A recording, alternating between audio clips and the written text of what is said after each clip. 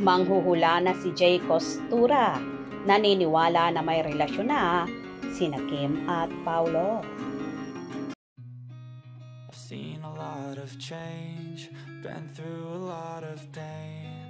Some things are not the same as they were a year ago, but all will be okay.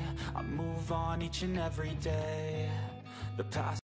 Sa naging isa sa vlog ng talent manager at vlogger na si OG Diaz, kung saan naging guest nga niya ang isa sa manghuhula na si Jay Costura.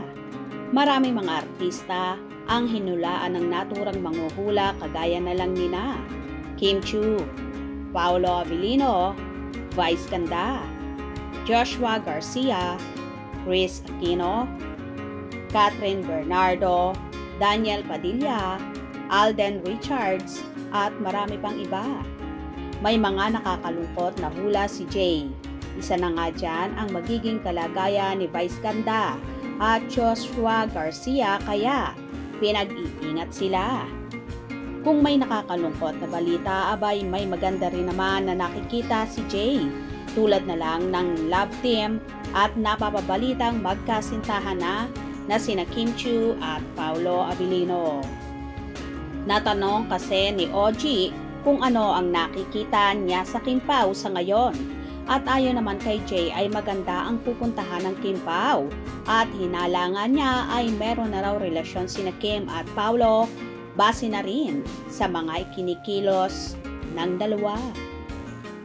Chiu and Paolo Avellino. Kay Kim Chiu at Paolo Avellino, sa nararamdaman ko sa energy vibration nila, maganda ang tandem ng dalawa. As in, I really feel the chemistry. Nakikita ko na yung tambalan nila is mauuwi talaga sa pagiging true to life na pag-iibigan.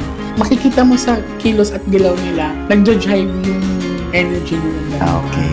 So magiging sila? Actually, parang sila. Sa naturang hula na yon ni Jay sa Kim Pao, marami naman sa tagahanga ng dalawa ang natuwa na mukhang pang forever na raw ang Kim Pao at sa totohanan na mauwi ang kanilang pag-iibigan.